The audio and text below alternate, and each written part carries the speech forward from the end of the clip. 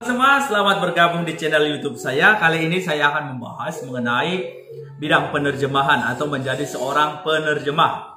Ya, targetnya adalah menjadi seorang penerjemah profesional. Nah, sebelum kita menjelaskan lebih banyak lagi tentang bidang penerjemahan, yang menjadi hal utama adalah memahami dulu sebenarnya penerjemahan itu apa, translations itu apa. Nah, penerjemahan itu adalah proses pengalih bahasaan, pengalih bahasaan dari bahasa sumber ke bahasa target.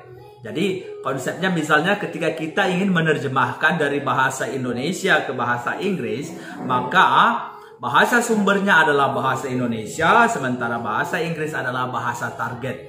Nah, orang yang menerjemahkan itu disebut translator atau translator dalam bahasa Inggris. Nah, apa perbedaan translator sama interpreter? Nah, konsepnya adalah dalam bidang penerjemahan secara tertulis disebut dia translator, tetapi penerjemahan secara verbal itu disebut interpreter. Nah, interpreter ini sering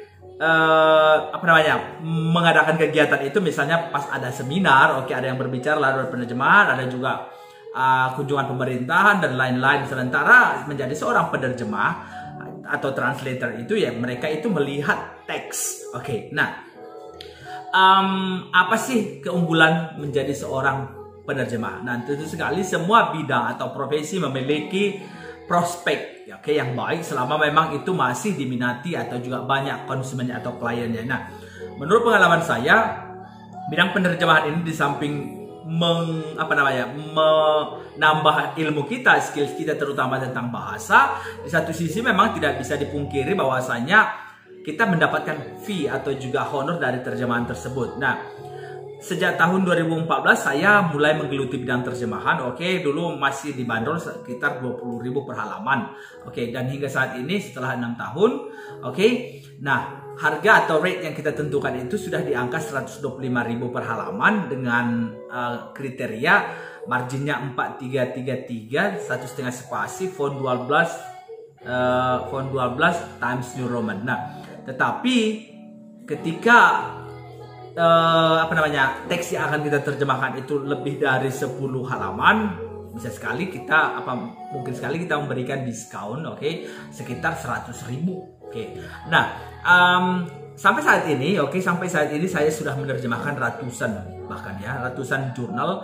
Nah, ini jurnal ilmiah, berbagai proposal. Nah, jurnal yang saya terjemahkan itu sudah sangat bereputasi di tingkat internasional, sudah terindeks di Scopus, Copernicus, Google Scholar dan lain-lain. Nah, tergantung dari dosen. Nah, ada banyak jurnal yang saya terjemahkan, terutama bagi mereka yang ingin membuat jurnal internasional. Nah, lalu prosesnya itu bagaimana? Nah, proses menjadi penerjemah itu bagaimana adalah dengan belajar. Kalau tidak belajar, tidak pernah berlatih, yakinlah bahwasanya tidak akan pernah baik. Nah, menurut pengalaman saya juga bahwasanya kualitas terjemahan itu juga tergantung dari skills kita.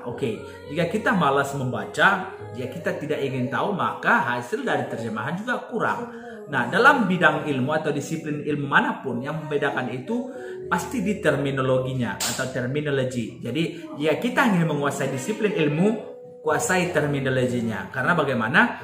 Misalnya saya di bidang pendidikan dan bahasa Inggris, pasti istilah-istilah pendidikan dan bahasa Inggris sudah general saya ketahui. Tetapi ketika saya ingin menerjemahkan misalnya teks bidang hukum, maka saya juga harus belajar tentang hukum dengan menggunakan kamus hukum dari internet, dari textbook dan lain-lain. Nah, ini menjadi faktor penting bagi kita untuk menjadi seorang penerjemah yang baik. Nah, proses menjadi penerjemah itu juga bergantung dari cara kita untuk berlatih, misalnya dengan menerjemahkan satu satu paragraf, kita kerjakan, lalu kita lihat kualitasnya. Nah, bagaimana, apakah sudah baik atau tidak. Nah, terjemahan itu yang baik itu adalah dengan mengetahui konteks, bukan hanya word per word, tidak word per word. Nah, kadang banyak orang menerjemahkan itu secara bulat-bulat akhirnya kualitas terjemahan tidak baik. Misalnya hal sederhana sekali, ketika orang mengatakan saya tinggal di Jalan Jamin Ginting, banyak orang menerjemahkan I live on Jamin Ginting Street. Nah, kenyataannya di Medan tidak ada namanya Jamin Ginting Street, yang ada Jalan Jamin Ginting. Nah, itu salah satu kualitas dari terjemahan. Kita harus melihat konteks, Tapi kalau kita misalnya menerjemahkan nama jalan tadi misalnya di Singapura, mereka sudah rata-rata menggunakan street atau road. Oke. Nah, pengalaman mengajarkan saya bagaimana menjadi seorang penerjemah itu, misalnya ketika mengerjakan jurnal internasional bereputasi. Oke, hasil terjemahan yang saya kerjakan itu, lalu akan dikirim kepada reviewer. Reviewer itu akan membaca, mereka akan menilai bagaimana kualitas terjemahan. Kalau ada yang kurang bagus, maka hasil terjemahan ini juga akan mereka send back atau mereka kirim kembali, sehingga memang hasilnya menjadi lebih baik, dan lalu kita edit, kita perbaiki mana yang rusak, sehingga memang ini menjadi hal yang mungkin harus kita perbaiki setiap waktunya. Nah, terjemahan yang saya maksudkan di sini adalah bagaimana kita mampu mengeksplor, bagaimana kita mampu memaksimalkan potensi kita, terutama jika kita adalah seorang akademisi. Nah, jadi prospek menjadi seorang penerjemah ini bukan hanya yang berlatar belakang jurusan bahasa Inggris, itu perlu digarisbawahi, tetapi anyone, siapapun bisa menjadi penerjemah. Yang penting mereka mau belajar, mereka mau berlatih, mereka mau dididik, mereka mau dilatih, itu saja intinya. Jadi tidak harus tamatan, harus S2, S3 dan lain-lain, tetapi kita memang memiliki skills